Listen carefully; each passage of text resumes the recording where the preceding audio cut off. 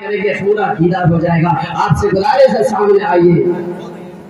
اللہ تبارک و تعالی ارشاد فرماتا ہے وَقَضَىٰ رَبُّكَ أَلَّا تَعْبُدُوا إِلَّا إِيَّاهُ وَبِالْوَالِدَيْنِ إِحْسَانًا إِمَّا يَبْلُغَنَّ عِندَكَ الْكِبَرَ أَحَدُهُمَا أَوْ كِلَاهُمَا فَلَا تَقُل لَّهُمَا أُفٍّ وَلَا تَنْهَرْهُمَا وَقُل لَّهُمَا قَوْلًا كَرِيمًا.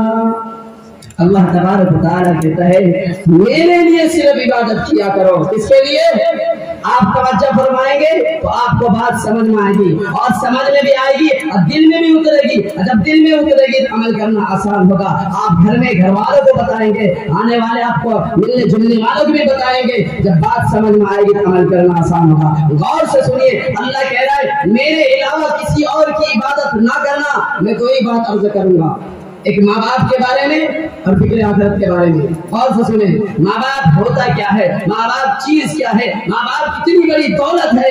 اللہ کہہ رہا ہے قرآن میں وَقَضَىٰ رَبُّكَ أَلَّا تَعْبُدُوا, اور صرف میرے لیے عبادت کیا کرو, میرے ہی پوجا کیا کرو اور اپنے ماں باپ کے ساتھ اچھا سلوک کیا کرو. کیا کہتا اللہ؟ ماں باپ کے ساتھ اچھا سلوک کیا کرو, حسن سلوک سے پیش آؤ. اگر تمہارے سامنے وہ دونوں یا ان دونوں میں سے ماں باپ میں سے ایک بوڑھا ہو جائے, بڑھاپے کی عمر کو پہنچ جائے, تو ان کے سامنے اف تک نہ کرنا, یوں تک نہ کرنا. سمجھ میں آ رہی بات؟ ہاتھ اٹھا کر کے یہ سمجھ میں آ رہی ہے؟ ماشاء اللہ بوڑھا بھی لوگ. تو کیا کہہ رہا تھا میں؟ اللہ تبارک و تعالیٰ کہہ رہے میری عبادت کرو اور ماں باپ کے ساتھ اچھا سلوک کرو, اس نے سلوک کے ساتھ پیش آؤ.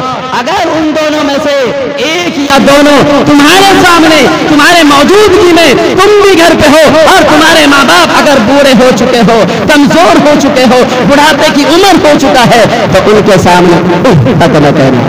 جیسے ماں باپ کہتے ہیں بیٹا یہ کام کر لو, میں نہیں کر رہا.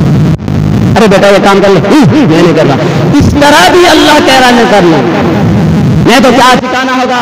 جہنم میں ٹھکانا ہوگا, یاد رکھنا. اور اللہ کہہ رہا ہے ان دونوں کے لیے, ماں باپ کے لیے کیا کہتا ہے اللہ کہ دعا کرنا کہ یا اللہ جب میں بالکل کمزور تھا, جب میرا ہاتھ بھی کام نہیں کر رہا تھا, پیر بھی کام نہیں کر رہا تھا, میں اپنی زبان سے بول نہیں سکتا تھا, صرف رو دیا کرتا تھا, شکل بنا دیا کرتا تھا, میرے سامنے ماں بیٹھی ہوتی تھی, وہ آٹا گوند رہی ہوتی تھی, اور جب دیکھتی تھی میری ماں میرا بچہ رو رہا ہے فوراً دوڑ کر آتی تھی, یہ دیکھتے ہی سمجھ جاتی تھی اس وقت میرے بچے کو پیٹ میں درد ہو رہا ہے, فوراً اٹھا کر آٹا یوں چھوڑ